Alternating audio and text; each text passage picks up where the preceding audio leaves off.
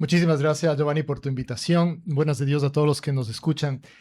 Es una cosa que se veía venir, porque al escoger el Robert Prevost el nombre de León, ya sabíamos que tenía que conectarse con el anterior León, que era León XIII, que fue el que sacó la primera encíclica social. Recuerda que las enseñanzas de la iglesia se van desarrollando a lo largo del tiempo. Se aplica el evangelio a las realidades temporales también. Y así uno de los primeros, o el primero, que empezó a trabajar todo el problema social fue León XIII, justamente con la revolución industrial, con la primera revolución industrial.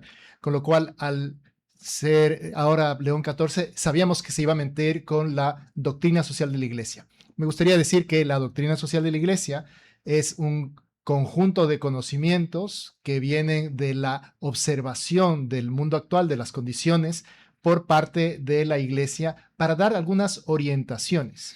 Y esto es lo que ha hecho ahora con una profundidad realmente llamativa León XIV. Antes de entrar con Jorge Andrés en la conversación, siguiendo con el tema histórico, lo que pasaba en la época donde sale la encíclica, digamos, de Rerum Novarum del Papa León XIII, y como bien lo menciona, sale por lo que sucedía en esa época, producto de lo malo, porque tenía su lado bueno, pero lo malo de la revolución industrial, donde había una serie de problemas de maltrato a los empleados, no había pues las leyes laborales proteccionistas que tenemos ahora, claro. y sale un documento, digamos, donde trata de poner luz sobre todo esto. ¿Cuál es la similitud, digamos, de esa época con la actual? Porque hoy en día, pues ya no estamos hablando de la revolución industrial, sino de una revolución que va mucho más allá de la tecnología, mucho más del tema digital, y ya entramos en el tema de la inteligencia artificial. Es que se da el mismo cambio de paradigma. La humanidad no estaba preparada para lo que significó la revolución industrial. ¿En qué sentido? En que como no se habían vivido muchas cosas, entonces, por ejemplo, la esclavitud laboral, habían personas que trabajaban 12, 16 horas diarias para cumplir lo que las empresas necesitaban. Se da una pérdida de la dignidad humana, del valor de los hombres, por simplemente una concepción utilitarista. Por ejemplo, para hacer los filamentos se necesitaba dedos más delgados. Entonces empieza a contratar a mujeres y a niños para que ellos hagan esas cosas. Todo esto no estaba previsto dentro de lo que la humanidad había experimentado. Entonces empieza a haber trabajo infantil, empieza a haber maltrato, empieza a haber un pago distinto a hombres y mujeres. Y todo esto, el Papa se da cuenta y saca esta encíclica que fue realmente revolucionaria. Recordemos que en ese momento también hay dos fuerzas que están luchando. El comunismo, que se presenta como una solución atractiva para los que tienen buen corazón y quieren solucionar pronto el tema, y el capitalismo, que más bien parecería que incitaba a todo a ser cada vez más salvajes, ¿no? Y sin embargo, el Papa habla de la importancia de la propiedad privada, habla de la importancia también de la justicia social, pero también nos dice, por ejemplo, la necesidad de que respetemos las agrupaciones laborales de los mismos empleados que puedan defenderse para reclamar puntos. O sea, hay una claridad en las cosas que en ese momento funcionaban. Sí, porque la encíclica no favorece el comunismo ni el socialismo. No, O sea, la Iglesia Católica más bien lo condena entiendo, en ese documento. así es. Bueno, con más profundidad en otros, pero efectivamente, lo que está claro es que ahora necesitamos de nuevo una fórmula más clara para que la inteligencia artificial, la robótica, no nos vayan quitando esa dignidad humana. Y en ese sentido, los empresarios ahora tienen un gran reto nuevo que tendrán que operar con nuevas herramientas. Y hablando de empresarios, entro a preguntarle a Jorge Andrés, porque justamente a lo largo de la historia la empresa se ha hecho pues con herramientas, y las herramientas pueden ser desde una pala para hacer un hueco, una retroexcavadora como la que tenemos aquí al frente en la ventana, o hoy en día pues ya las herramientas estas tan sofisticadas como la robótica, la inteligencia artificial. Como empresario, ¿ustedes cómo reciben esto? Yo creo que, a ver, lo primero, agradecerte por este bonito espacio y yo creo que el primer mensaje de impacto positivo que nos trae esta encíclica es el diálogo. Normalmente muchas personas tienen la idea de que la iglesia y la religión es algo que tiene que quedar para los domingos en la misa y no para generar ese tipo de diálogos, y yo creo que hoy lo que estamos encontrando en los diferentes medios de comunicación, y qué bueno que ustedes han tomado esta iniciativa, es empezar justo a conversar sobre una circunstancia que es sin lugar a dudas del mayor impacto en la actualidad. Entonces, cuando hablaba el Papa de la Torre de Babel o de la reconstrucción de Jerusalén, pues yo creo que ahí hay un punto fundamental, y es que el diálogo no se puede perder entre los actores de las empresas. Y las empresas hoy no solamente son accionistas, sino también es una sociedad que está esperando mucho de nosotros para que hagamos el bien hacia ellas. Es también el conjunto de colaboradores con los cuales tenemos que construir y desarrollar. Y yo creo que lo bonito que invita el Papa es a un diálogo, pero no un diálogo de sordos, donde ya pone unos planteamientos muy claros de dónde están los puntos a observar. Yo creo que en ningún momento sataniza este desarrollo, pero sí dice cuidado porque esto se nos puede salir de borda y nos puede complicar. Así que desde la perspectiva empresarial yo creo que es un llamado muy bonito. Me parece que a mí cuando nos invita a tener cuidado con la eficiencia extrema, es vital. Y hoy ya lo ve uno que en algunas empresas uno llama y lo que le contesta es un robot, y quiere uno comunicarse con un ser humano y nunca lo consigue porque el robot es el que contesta 1000 veces lo que uno no quiere resolver. Y ahí hay una inhumanidad clara, porque es un impacto directo con un cliente y un impacto directo con un colaborador que posiblemente sí le puede solucionar la vida a una persona. Entonces, en la medida que se genere otro segundo diálogo, que es también la tecnología debe ser al servicio de muchas más personas, y nosotros, por ejemplo, en Veris tenemos la experiencia de poder replicar todo lo que hemos desarrollado en Veris en esta nueva red médica que va para una población socioeconómica mucho más compleja que la red médica para mí, donde todo lo tecnológico que estamos llevando ya también lo llevamos al alcance de las personas de menos recursos. Entonces, lo que está diciendo también es, no es sano que sea de un acceso solo preferente para unas personas y sea limitado para otras. En la medida que la tecnología, como normalmente pasa, cuando se aplica bien hecho, llega a las demás personas, pues genera un crecimiento importante. Hay un libro que a mí me impactó mucho en mi formación profesional, que es La tiranía del mérito, donde habla muchas veces que cuando un niño entra al colegio y llega de una familia con recursos a una familia que no tiene recursos y que su familia es analfabeta, ya el atraso inicial para entrar al preescolar es altísimo, porque por lo menos la mamá y el papá de un hogar donde tienen acceso a la educación, pues ya le va enseñando cosas al niño antes de que ingrese a su primer año de clase. O sea, ya entra con desventaja. Entra con desventaja. Y ahora imagínense que le agreguemos también solo el acceso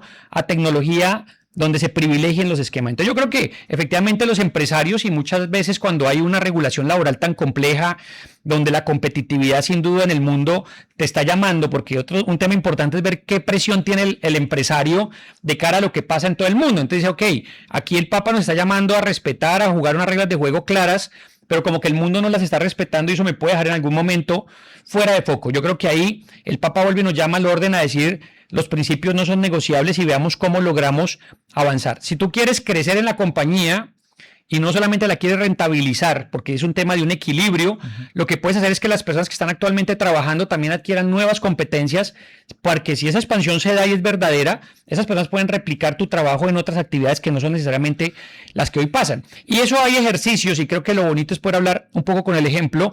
Nosotros sabemos que los contact centers son un proyecto que va a ir reduciéndose, no se va a eliminar porque hay personas que todavía tienen necesidad de hablar telefónicamente, tienen el deseo, pero las personas que hoy van saliendo del mercado, les debemos invitar a que tomen unas nuevas competencias, y en la medida que el negocio y el diálogo entre empleados, cliente, mercado vaya construyéndose, posiblemente vamos a crecer. Lo que no puede pasar es quedar limitados a una herramienta que ya me invite a pensar, que me decida por mí y que incluso en alguna manera pierda libertad, porque hoy estamos viendo, y recién salió la semana pasada Philip Kotler con el último libro de Marketing 7.0, donde más o menos dice, donde tenemos que entrar es a hackear la mente del ser humano para que ya decida lo que yo le estoy ofreciendo, ya no lo haga pensar. Eso iría en contra de la dignidad humana, porque tú estás manipulando al ser humano. Totalmente. Entonces, Pero quiero ir sobre algo que mencionaste y que lo mencionan aquí, y también el fin de semana han salido algunos editoriales sobre este tema, de esta visión del ser humano básicamente como un cliente, no como una persona con dignidad, sino como un dato, como un punto donde yo tengo que privilegiar es la máxima eficiencia, la máxima rentabilidad. Obviamente como gestor empresarial tienes un reto y tienes una exigencia de tus accionistas de dar rentabilidad, de dar eficiencia, pero ¿en qué momento llegamos a un equilibrio? Tú hacías el ejemplo de cómo esta transformación digital, hoy en día tú llamas o escribes y tú tienes un robot y no llegas fácilmente a hablar con una persona, y lo vivo con aerolíneas, lo vivo con empresas de seguro, lo vivo con bancos, lo vivo con empresas con tarjetas de crédito. Entonces lo que yo siento como usuario, puedo estar exagerando, es que esto va a favor de ellos, pero no tengo yo mejor servicio. Antes, en la época vieja, llamabas, hablabas con una persona que a veces ya sabías el nombre y el apellido y podías volver a contactarlo. Tú no puedes volver a contactar a nadie en este momento. Tú hablas con el que te toca si tienes el milagro de hablar, y si no, es todo robotizado. Entonces, ¿cómo llegar a un punto medio? Lo interesante, y que también lo dice mucho la encíclica en repetidas ocasiones, es el sano equilibrio. Yo creo que, y vuelvo a repetir, no es solamente que la balanza se incline a la hiperproductividad, que lo reclama durísimo la encíclica, ni tampoco que llegue a la exclusividad. Yo creo que en la medida que nosotros, y hay un ejemplo, por ejemplo, muy sencillo, es en el tema de la consulta médica nuestra. El médico tiene que dedicarle mucho tiempo a tipear la historia clínica, porque con eso es que podemos presentarle a la aseguradora para que nos pueda pagar la atención. La inteligencia artificial le permite, ahorita estamos trabajando ya en proyectos piloto para que ya el médico no dedique tanto tiempo a teclear en la computadora, sino que el sistema capte esa información y el médico le pueda dedicar más tiempo a la persona para escucharla y sugerirle. Eso le pega a la productividad, le pega a la eficiencia, le pega al servicio. Entonces, en la medida que encontremos elementos que van haciendo equilibrio, la empresa se va transformando, va creciendo en valor y va generándole valor agregado a la sociedad. En la medida que solo tengamos herramientas para eliminar puestos de trabajo, incrementar el desempleo, incrementar la riqueza, ahí se va a armar un problema, porque además yo sí digo, los empresarios vivimos de la economía. Si la economía, ¿quién la mueve? Las mismas personas que compran los productos que nosotros vendemos. Si hay menos gente comprando porque tiene menor capacidad de pago, se va volviendo un círculo vicioso donde los únicos que terminan reinando son los equipos computacionales que no necesitan comida sino energía para solo vivir. Entonces hay que ir trabajando. Yo creo que sí hay elementos de productividad que hay que ir implementando, pero nunca perder de vista que detrás de ese producto, de ese puesto que voy a eliminar, hay una familia, hay un ser humano, y esa es la parte que nos llama mucho, y creo que la palabra que más repite la encíclica, y también lo repetía León XIII, es dignidad. Yo creo que uno puede hacer las cosas, y yo le he dicho a mi equipo, incluso despedir a alguien, hay que hacerlo con dignidad, que sea un momento que uno sabe que es complejo, pero que sea uno que sienta uno que hay una persona y una familia detrás de ello. Yo creo que eso creo que resalta también muy fuerte la encíclica. Padre, el Papa en el escrito y lo que yo he leído en algunas editoriales hace referencia con ciertas palabras duras, ¿no? Habla de revolución, habla de un cambio revolucionario, habla inclusive frente a la IA o a la inteligencia artificial, habla de desarmarla. Claro. Cuando uno, y habla inclusive de nuevas esclavitudes digitales, él presenta estas cosas con mucha fuerza. ¿Por qué y para qué? A ver, a mí me parece que es muy importante, siguiendo también con lo que nos dice Jorge, que se presentan ahora una serie de nuevas alternativas para los empresarios para sacar mayor eficiencia, para hacer que sus negocios sean todavía más rentables y tal. Pero efectivamente, cuando se ve esto como una herramienta para solamente producir el beneficio de unos pocos, como algo adicional que tengo ahora para mi propio beneficio nada más, no, dejamos de ver la otra cara de la moneda, que la otra cara de la moneda son las personas que trabajan, las personas que están detrás también de que las empresas tengan más funcionamiento. Ahora, dice el Papa que nosotros tenemos una inteligencia creativa, que eso no lo tienen las máquinas. Y que es positivo. Y que es completamente positivo. Es un don humano que tiene que estar diseñado, por ejemplo, para aliviar el sufrimiento, que tiene que estar diseñado para cuidar la creación, que tiene que no buscar someter o polarizar, sino más bien conjuntar. A eso es muy difícil que llegue la inteligencia artificial. Eso lo tenemos que hacer nosotros. Por lo tanto, creo que lo que va a suceder es que cada vez vamos a tener más tiempo libre. O sea, las grandes mentes tendrán más tiempo libre porque hay cantidad de de trabajos que te ayudará la inteligencia artificial y ese tiempo libre hay que aprovecharlo para ayudar, para esa, con la inteligencia creativa, meterse, ¿no? Y eso es parte de lo que implicaría desarmar la inteligencia artificial, porque si solo lo utilizamos como un arma, como algo que va solamente a mi propio beneficio, entonces eso lo que termina haciendo es distanciar o polarizar todavía más a los pobres de los ricos, todavía marcar una diferencia y hacer que esta convivencia sea más complicada. Estos saltos tecnológicos, por supuesto, tienen que traer más valor, pero cuando el valor se concentra, cuando el valor se hace, digamos, monopoliza, entonces es una de las cosas que se hace cargo. En el segundo capítulo a mí me parece muy interesante. El Papa lo que hace es hacer una recolección de todos los términos a lo largo de la historia de la Iglesia, en donde en la doctrina social de la Iglesia, o sea, desde León XIII, se han ido marcando los pilares y fundamentos. Y hace un pequeño cambio para mí, que es, antes se decía que la doctrina social de la Iglesia tenía cuatro principios, que son la dignidad humana, el bien común, la solidaridad y la subsidiariedad. Y ahora él como que desdobla esta información y dice, no, el fundamento es la dignidad humana, que es lo que más, efectivamente, como nos recordaba Jorge, lo que más sale. Pero después está el bien común, y del bien común vuelve a desdoblarlo y ahora es bien común y habla del destino universal de los bienes, que si bien es cierto, es una terminología que se utilizaba en el antiguo código, digamos, está en varios de los documentos, ahora él lo pone directamente como un principio de la doctrina social de la Iglesia. Y después está todavía el de subsidiariedad y también está el de solidaridad, pero vuelve a desarmar el de solidaridad y ahora habla de justicia social, con lo cual tiene 5 principios más un fundamento.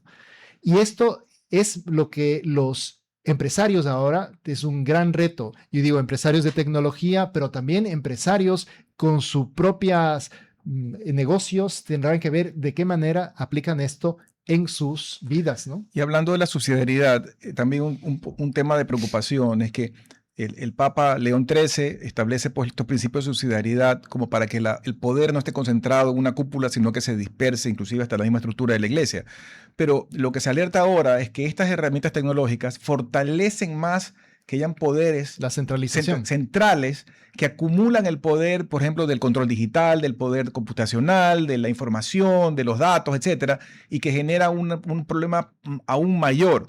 Y que los que están abajo, a nivel de las comunidades o las parroquias o los colegios o digamos la parte rural, se quedan muy, muy alejados de estos centros de decisión. Recuerda, Giovanni, que el principio de subsidiariedad es que las decisiones se tienen que tomar en el ámbito más cercano a lo más pequeño. O sea, el gobierno es lo más grande, los municipios, las parroquias y tal, y lo más pequeño está la familia y después pero está hoy la en día educación. estamos alejados de eso. Sí, pero es uno de los principios de los que deberíamos hacer. Por ejemplo, tema de educación. ¿Quién va a definir las cosas de qué compensa estar en un plan de educación? ¿La inteligencia artificial a nivel de gobierno o los padres de familia que deciden directamente sobre sus hijos qué les conviene o qué no les conviene? Y nos alerta el Papa, tener como una concepción de decir la inteligencia artificial lo va a hacer todo mejor y nos va a guiar por el camino del bien. Y el Papa claramente dice en la encíclica que eso es un error. Pensar que esa tecnocracia va a ser la que nos salve o que nos lleve al camino correcto está lleno de no solo de peligros, sino realmente de una falta de humanidad que nos deshumanice. Por Andrés, en el mundo empresarial, y una de las voces de alerta es que que estas herramientas no sean excluyentes. En el mundo anterior, tú, aunque seas una persona pobre, podías ir a una agencia bancaria, hablabas con otra persona de carne y hueso y explicabas tu situación y de repente el analista podía ver fríamente los números, pero también entender un poco la realidad de cada persona. Hoy en día, más aún con todos los algoritmos, fríamente los algoritmos van decidiendo quién sí y quién no, y de repente hay mucha gente que se queda excluida. Sí, quiero antes retomar una palabra muy bonita que es desarmar, porque le han puesto un contexto negativo.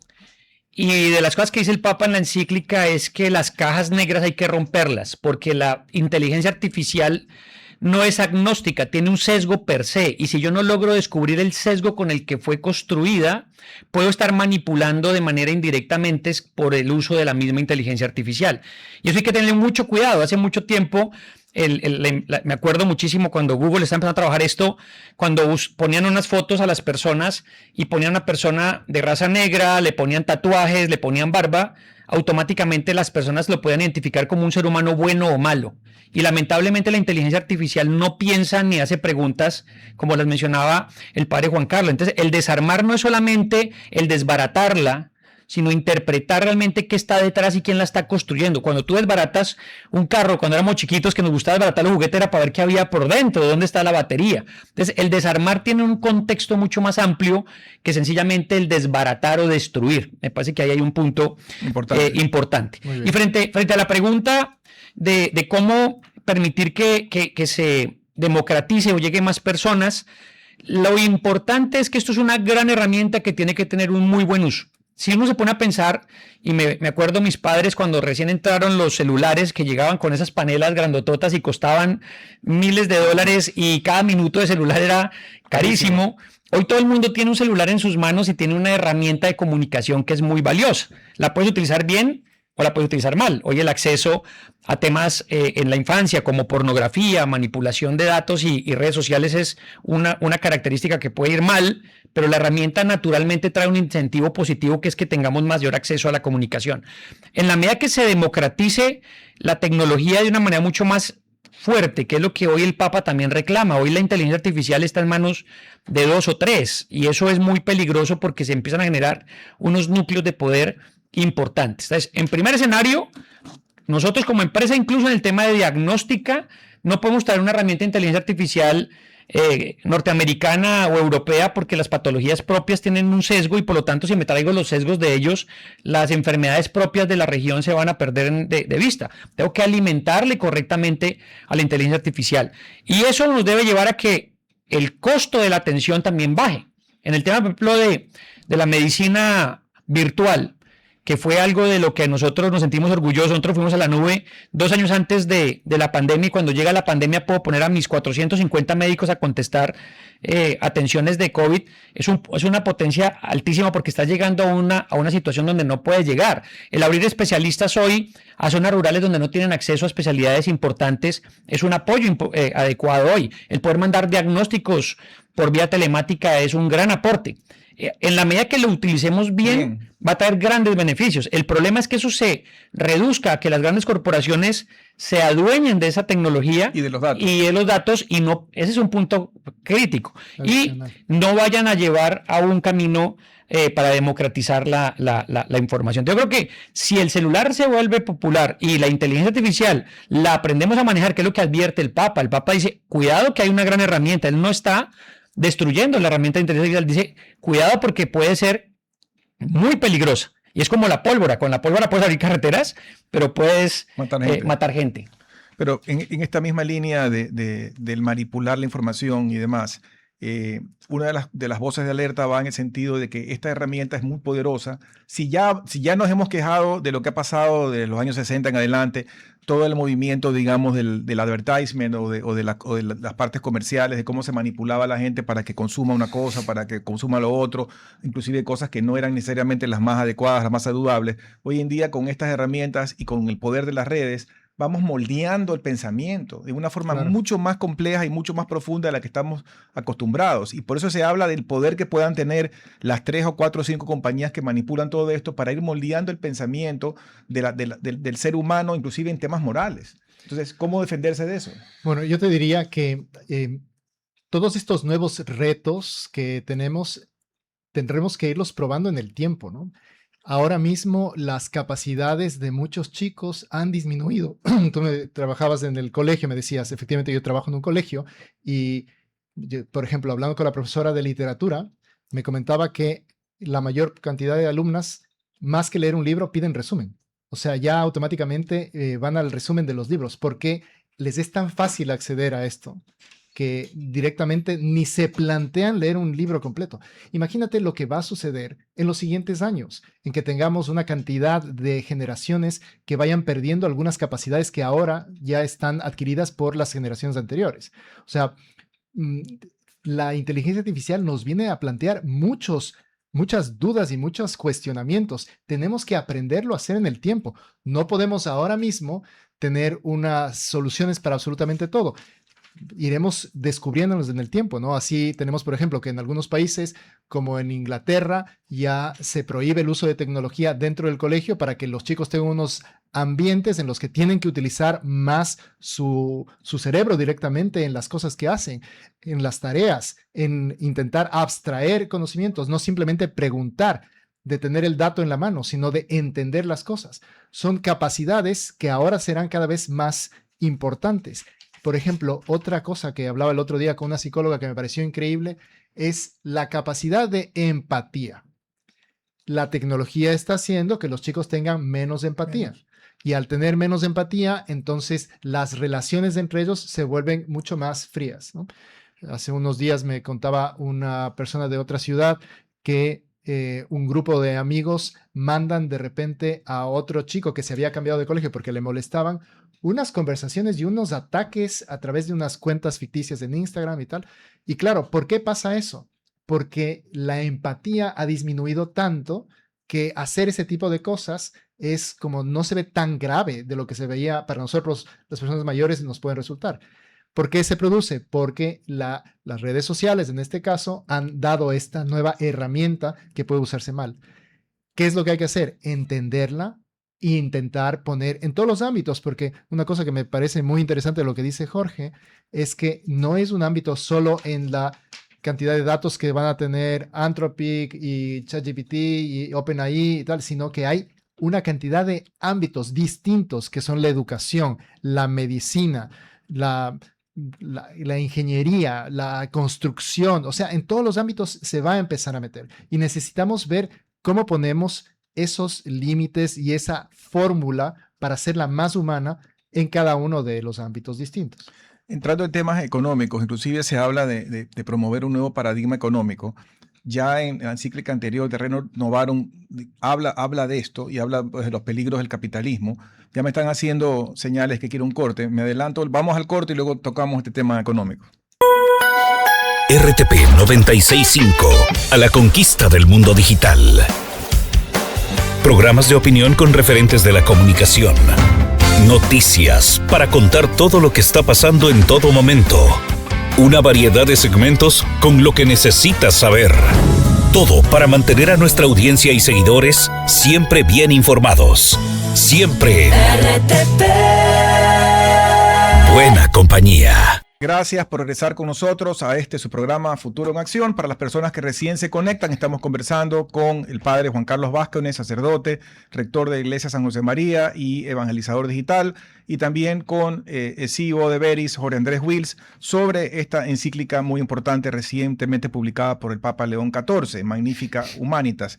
Nos quedamos en el corte hablando, Jorge Andrés, sobre la parte económica, porque haciendo referencia a cuando nació la encíclica de Rerum Novarum y hablábamos ya del pasado y la situación muy hostil que había en ese momento con la situación industrial, de la revolución industrial, con malas condiciones laborales que fue mejorando en el tiempo, que se fue mejorando.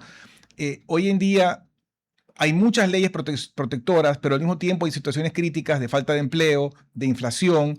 Y una gran preocupación es que estas tecnologías, en vez de servir, como te mencionaba en el corte, para crear valor agregado, para que salga más gente de la pobreza, para tener una sociedad más equilibrada, más socialmente justa, sirva para lo contrario y se exacerbe un poco el tejido social que ya de por sí en muchos países está tenso. Como empresario y además como hombre de números y entendiendo la economía, ¿cómo hacer que esto mañana sirva para eso? Yo creo que y tomando como la partida del anterior, aquí hay que traer a colación también a un gran aportador a todo el tanto proceso de fe y del área católica y también del mundo, que es el Papa Benedicto XVI. Joseph Ratzinger hablaba de fe y razón y decía que no hay que ir ni a la ni a un fideísmo absoluto, ni a un racionalismo absoluto, sino más bien buscar ese diálogo entre fe y razón donde se encuentre finalmente la verdad. Yo creo que con el caso de la encíclica también viene lo mismo. Yo creo que no se puede uno ir a creer absolutamente en que la inteligencia artificial va a solucionar todos los problemas, ni tampoco llevarlo y confiar en eso y no mirar ni cuestionarla, ni tampoco quedarnos en un racionamiento que nos invite a no poder avanzar. Yo creo que la tecnología va a seguir construyendo caminos y lo importante es nosotros cómo avanzar en ello. Sin duda alguna, las empresas hoy en el mundo necesitan reinventarse. Yo creo que hoy, cuando se pone a pensar, hoy tenemos cerca de 5, ya casi 6 generaciones interactuando entre ellas. Antes eso no pasaba. Antes era una generación con los mismos comportamientos, las mismas actitudes, las mismas condiciones. Y hoy cuando tienes desde baby boomers, o ya incluso unos muy pocos todavía, pero generación silenciosa, hasta centennials y generación alfa, son comportamientos totalmente diferentes en cada uno de ellos. ¿Por qué es importante? Porque si tú no le hablas a cada una de esas audiencias, vamos a tener dificultades. Yo tengo el lujo y la alegría de decir, una niña que nosotros atendimos hace 20 años en Veris, de 5 años, hoy es mamá. Y su comportamiento cuando empezó como niña, hoy es diferente, solamente porque ha pasado de niña a adolescente, adolescente a mamá, y luego seguramente abuela. Pero siendo millennial, porque los millennials hoy ya han estado en 40 y tantos años, los más mayorcitos, que también es un llamado a los millennials que se sienten los nice del grupo, y hay unos a más atrás que vienen con mayor potencia tecnológica. Entonces, ¿cómo la economía va entendiendo esos mercados para hablarles a esas audiencias? Si te quedas con una inteligencia artificial y le hablas solo a los que tienen un acceso directo a ellos, también el desequilibrio se va a generar. Por lo tanto, la economía, como hemos visto, tú a veces mueves, es el efecto mariposa, haces un movimiento pequeño y generas unos grandes cambios. Aquí lo importante es, ¿qué estás generándole a la sociedad con el regreso a la tecnología? Si estás generando valor positivo, estás aportándole a la sociedad. Y ahí donde las empresas, y yo sí creo que el gran llamado y lamentablemente todos estos movimientos pendulares que se van generando en, por ejemplo, la propuesta que se hizo de empresas sostenibles y donde se trabaja en la protección del medio ambiente, de todo el tema de equidad y demás, muchas veces se malinterpreta porque se pasa ya a unos extremos utilitaristas del mensaje.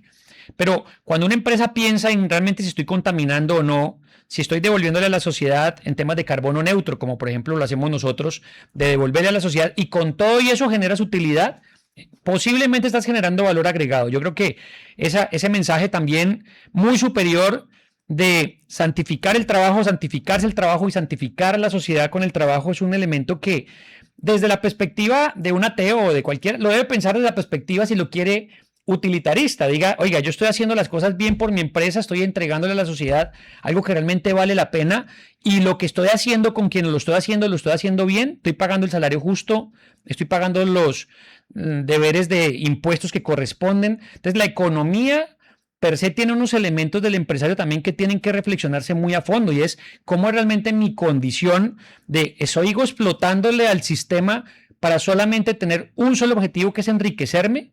Y ahí hay un elemento fundamental en temas de equidad y demás que puede darse desde los evolucionistas. Yo siempre hablaba, si un parásito abusa de su huésped, se muere el huésped y muere el parásito.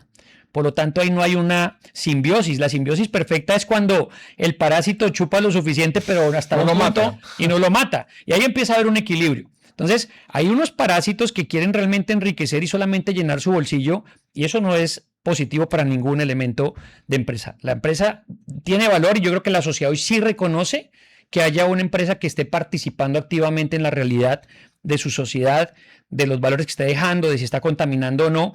Y no se trata de un movimiento de salir con banderas a defender algo, sino realmente es una articulación de elementos que activen la economía de manera valiosa. Porque no solamente es cuánta plata doy, hay unos friedmanianos que dicen, no, yo ya pago los impuestos y que el Estado haga lo que tiene que... No, hasta ahí es una visión muy corta porque finalmente la empresa sí tiene mucho más por aportarle a la sociedad y no solamente entregar unos impuestos para que el Estado los redistribuya y haga lo que tenga que hacer con ellos. Claro, eso es doctrina social de la iglesia pura y dura. Padre, y en esta creo que es la primera encíclica que hace una referencia directa a Tolkien, ¿no? Sí. El que escribe El Señor de los Anillos. Y él habla de que en esa De las visión maneras. de la edificación de Jerusalén nos compete a todos, que no es un tema solamente de que los políticos se encarguen, sino que esto tiene que ser solucionado por un conjunto de elementos de la sociedad, políticos, empresarios, profesores, comunidades y demás, donde todos nos unamos para poder trabajar a favor de esto. ¿Y cómo hacerlo? A ver, el ejemplo efectivamente que utiliza el Papa, y es lo que Jorge comentaba al inicio, es la diferencia entre la Torre de Babel, en donde todo es homogéneo y tiene un único propósito, que es el dar gloria al hombre, ¿no? Vamos a hacer la torre más alta y más vistosa y más porque vamos a, o sea, dar la muestra de lo grande que somos. Y todos los ladrillos son iguales y todo mientras que hay esa construcción de la Nueva Jerusalén, que al contrario, Nehemías, que es el personaje que consigue primero que el rey de Babilonia les deje caminar, pero después va incorporando a los distintos hebreos que estaban en otros países, que también habían sido deportados, y va haciendo comunidad hasta que llegan a Jerusalén. Y cuando llegan a Jerusalén, vuelven a descubrir las escrituras y vuelven a ser todos ellos la decisión de construirla, ¿no? Entonces el Papa presenta esas piedras vivas con las que se construye la Nueva Jerusalén. Y me parece que el ejemplo es lo que justamente tenemos que hacer. Ir incorporando gente de distintos ámbitos que quiera participar en este construir una sociedad digna que busque respetar a la persona, que intente disminuir esos sesgos o esas divisiones o esas polarizaciones, que en definitiva lo que busque es una mirada limpia que se fije en la persona para hacer que toda la sociedad crezca. Y eso es un trabajo de todos. Inclusive mencionó Jorge el tema de los ateos. Este mensaje del Papa no es solamente para los católicos, No, de hecho, para la eso humanidad. es lo que sucede con una encíclica. Está dirigida también a las personas de buena voluntad, que en definitiva pueden tener la fe que quieran, pero lo que buscan es que el ser humano sea, digamos, proteger al ser humano, ¿no? Jorge Andrés, tú hablabas del tema de la verdad bueno, y también el padre Juan Carlos está involucrado en temas de educación. Y una de las cosas que yo rescato de la encíclica y de documentos que leí el fin de semana es que no puede haber una verdadera educación sin una auténtica búsqueda de la verdad. Y me da la impresión que a veces la educación se va creando en un esquema más como pragmático utilitarista. O sea, tú tienes que aprender oficios, tienes que saber usar la computadora, o sea, usar la herramienta, pero no formar integralmente a la persona. Y la persona tiene que salir con ese espíritu de buscar el bien y la verdad. Y creo que de eso nos está quedando corto. Has puesto un punto muy importante. Nosotros hace 20 años empezamos con 35 colaboradores y hoy somos un poco más de 1.500. Y nuestro reto con la expansión que estamos haciendo, esperamos poder estar llegando a unas 2.500 o 3.000 personas en los próximos 2 o 3 años. Sin embargo, yo creo que aquí la educación tiene un rol fundamental en esto. Yo creo que siento muchas veces que la educación tiene un rol pasivo en lo que está pasando y deja como que las cosas se van acomodando y hay que renovarnos en la manera como estar educando a nuestros hijos. Yo decía, cuando recién salieron los juegos de consola, mi papá me compró el juego, pero me lo enseñó a usar. Yo creo que en la medida que uno conozca los riesgos de las herramientas que van saliendo, te van permitiendo solucionar el problema. Una cosa es que yo coja el juego de consola y se lo entregue a mi hijo para que la soledad que tiene la supla con una consola, y otra cosa es que el juego de consola me sirva para unos momentos de entretención que tienen unos límites adecuados y correctos y aprender a manejar esos riesgos que tiene la tecnología. Y voy en ese camino que me acuerdo muchísimo y me permitió hoy todavía tener algo de habilidad matemática pese a los años, y es que mi profesor de matemáticas, cuando me ponía un problema, Pepito tenía 5 manzanas, le regaló 2 a Juanita, ¿con cuántas manzanas quedó? Nos tocaba hacer un tema de análisis y decisión. Y valía lo mismo el escribir. Para saber cuántas manzanas le quedaron a Pepito, tengo que hacer una resta, y pues a nivel de complejidad, y al otro lado hacer la resta. Si yo hacía la resta, pero no hacía el análisis, sacaba la mitad de la calificación. Esto es un elemento que mencionaba el padre Juan Carlos de cómo con la inteligencia artificial se va perdiendo ese análisis profundo y propio, y entonces la creatividad, el diseño de cosas nuevas van quedando sujetas a que la inteligencia artificial vaya supliendo mi rol. En la medida que yo utilice la inteligencia artificial para co-crear y construir, pero bajo los parámetros de análisis y decisión que va poniendo el ser humano, le voy ayudando y me va ayudando a construir. Yo digo, y lo he mencionado, yo tengo una asistente personal en inteligencia artificial que es maravillosa, pero las reglas de juego las pongo yo. No me dice la inteligencia artificial qué es lo que yo tengo que hacer. Y en la medida que yo tenga esas herramientas bien organizadas, funcionan. ¿A qué voy con ello? Muchos de los profesionales que se están graduando hoy no tienen las competencias para enfrentar el nuevo mercado y terminan, por razón de su circunstancia, asumiendo roles que posiblemente no eran los que ellos querían. Y eso también no es dignidad. Yo creo que el punto de partida, y lo dice también el Papa, y lo decimos nosotros que hemos vivido la emoción de nuestro primer salario, cómo construye dignidad el trabajo, porque con el trabajo tú puedes casarte, con el trabajo tú puedes tener una familia, con el trabajo puedes educar a tus hijos, con el trabajo puedes comprar tus compras para alimentarte y alimentar a tu familia. Es el principio fundamental del crecimiento. Entonces, el tener tus puestos de trabajo que ya no encajen con tu vocación, que es otro elemento bien importante de traer a colación, empieza a generar un desfase porque puedes estar trabajando y recibiendo un salario, pero no eres feliz porque estás haciendo actividades que no fueron las que realmente te están motivando a ejecutar. Y ahí los empresarios tenemos una labor importante de tener el propósito de la compañía y buscar personas que quieran cumplir el propósito de tu compañía porque comulgan con él. Tener personas que hacen ese desfase es crítico. Pero la educación tiene que trabajar en renovarse, tiene que trabajar en la necesidad de mantener esa disertación y ese raciocinio sobre lo que está pasando para que no lleguen las máquinas que aprenden 24/7 y a una velocidad extraordinaria a tomar el control de la decisión que va a tomar mañana es porque yo la quiero tomar, porque tengo razón para tomarla, o porque me la está imponiendo la máquina, que eso sería muy peligroso. Pero en esa línea, padre, una de las cosas que se menciona es la invitación a este diálogo vivo. Y creo que el Papa contribuye mucho a comprender el mundo en que vivimos. Y parte del problema del mundo actual, que cada día es más rápido, y más aún si estamos sumergidos en estos aparatos, es que la gente no se detiene a pensar, a decir dónde estamos, a dónde vamos, de dónde venimos. Y yo creo que aquí hay una invitación muy fuerte a dialogar, pero a meditar sobre el destino de la humanidad y a entender lo que nos está pasando. Y creo que esto es una gran contribución. Mira, yo creo que pero la problemática ahora es que tenemos como esa tendencia a pensar de que hay alguien inteligente o alguien en los altos mandos que tiene que pensar sobre estas cosas, cuando en realidad somos todos los que estamos invitados a hacer estas reflexiones, porque la máquina lo hace todo con eficiencia y con gran velocidad, pero solo el hombre tiene la capacidad de amar y escuchar activamente. Y eso es lo que tenemos que hacer a todos los niveles. Mira, la máquina puede predecir patrones de comportamiento, pero solo la persona puede elegir el bien moral. ¿Qué es lo que moralmente toca hacer aquí? Claro, la máquina eso extrae y procesa datos, ¿no? Esos ladrillos que decíamos de la Torre de Babel. En cambio, la humanidad es la única que puede realmente abrazar la fragilidad del prójimo, ver dónde necesita esos cambios. Las conversaciones de este sentido tienen que darse a todos los niveles.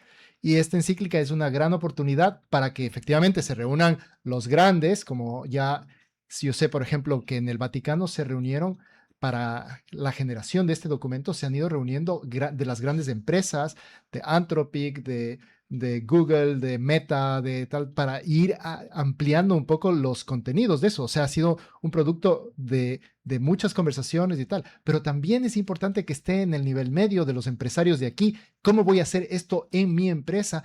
Y incluso al nivel de los hogares. ¿Cómo vamos a proteger a nuestros hijos de esto? ¿Cómo vamos a hacer que estas conversaciones tengan más sentido?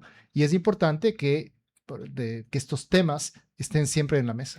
Nos quedan 5 minutos, padre, y un poco el propósito también final es de dejar un mensaje de esperanza, porque a veces uno tampoco quiere presentar una visión muy complicada, apocalíptica de todo lo que se viene por delante. Claro, no, lógico. A mí me parece que la esperanza, o sea, bueno, desde el punto de vista cristiano, la esperanza es radical, porque Jesucristo ya ha venido y nos ha salvado, y lo que tenemos que hacer es aplicarnos esas cosas a nosotros.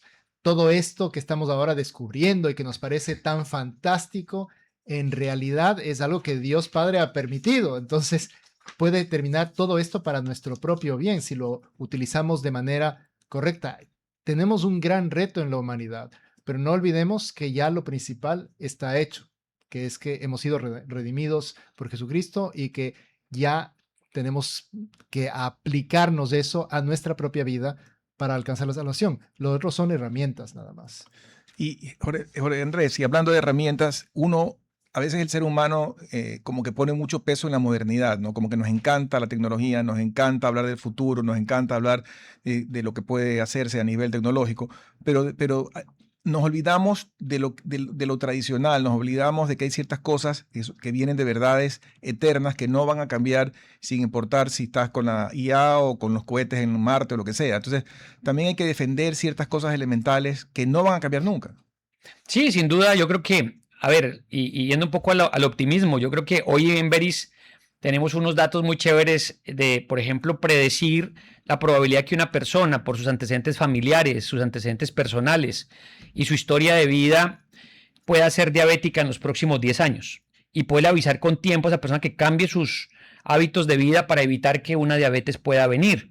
En el tema de medicamentos, antes la FDA aprobaba un medicamento si servía para un porcentaje X hacia arriba de las personas, y hoy con la inteligencia artificial han encontrado que hay ciertas moléculas que sirven al 100% de un grupo de personas específica para el tratamiento y ayuda al 100% de ese bloque de personas. Entonces, cuando empieza uno a tener la oportunidad de ayudar a las personas en esa construcción, pues va a funcionar. ¿Qué no va a cambiar? Las decisiones humanas. Yo creo que lo decía el padre Juan Carlos, pero hoy está en boga algunos movimientos que van a favor de la eutanasia. Imagínense que ahora la inteligencia artificial meta un código, cualquiera dice usted tiene que morirse porque ya la ley dice que usted se tiene que morir. Lo vimos en un caso que tuve la oportunidad de Canadá, tiene unos casos terribles, y decía una persona que la entrevistaban que el equipo de salud de ese país le había ofrecido 4 veces la eutanasia y él no se quería morir. Que eso vaya a una herramienta y ahora sea la herramienta a la que te juzgues y tienes que entrar casi como en la época ya de los nazis, que usted ya vale mucho y hasta luego y tiene que morir decidido por una máquina. No lo puedo pensar también el tema del derecho, no lo puedo pensar el tema de decisiones médicas, donde el ser humano y la empatía, la ética y esos valores que todavía le va a quedar muy complejo que una máquina las pueda tener, tomen decisiones. Por eso creo que en el acto médico, el médico seguirá tomando las decisiones, creo que va a tener un apoyo de conocimiento, pero esa empatía, esa relación médico-paciente son cosas que una máquina no te lo va a poder transmitir nunca. Para terminar, padre, el Papa Francisco escribió un documento sobre el tema ambiental y sobre el cambio climático. Laudato Si. Y luego, en algún momento dado, él mismo reclamó que no había habido la suficiente acción sobre lo que él había advertido. Ahora hay este documento donde advierte al mundo, el Papa actual, de lo que está pasando. Cuidado, nos pasa lo mismo y nos demoramos mucho en actuar. De acuerdo, me parece que esto es algo que tenemos ahora nosotros como responsabilidad. El Vaticano no puede mandar ahí para que en cada diócesis se arme un grupo, pero me parece que las personas que están interesadas en esto sí que deberíamos unirnos para, no, y aprovecho la radio para decirlo, ¿no? Si es que alguien quiere unirse para pensar más sobre estos temas, estamos justamente intentando hacer un grupo en donde con profundidad podamos ir buscando soluciones para los distintos ámbitos. Me pueden, si quieren, escribir directamente a @p.juancarlosbpequeña, que es mi cuenta de Instagram, @p.juancarlosbpequeña, y nos intentaremos poner de acuerdo, ¿no? O los que quieran también, aprovecho para, ya que me das el micrófono final, este día jueves vamos a hacer el lanzamiento del libro que se llama El algoritmo no tiene alma, pero tú sí, en la iglesia San José María a las 7 de la noche. Este día, jueves 4 de junio, 7 de la noche, invitados al lanzamiento de este libro que habla justamente de estos temas. Muchísimas gracias a ambos por estar con nosotros. Esperemos, esto creo que va a dar mucho espacio para seguir hablando sobre el tema, hay que profundizar y hay que actuar con mucha velocidad. Gracias también a ustedes por conectarse, que tengan una buena tarde, hasta el día de mañana. Hasta aquí, Futuro en Acción. Control Master Marisela Basantes. Transmisión digital Gerardo Díaz. Redes sociales Erika Eras. Dirección Javier Gamboa. Todos los derechos reservados. RTP 2026.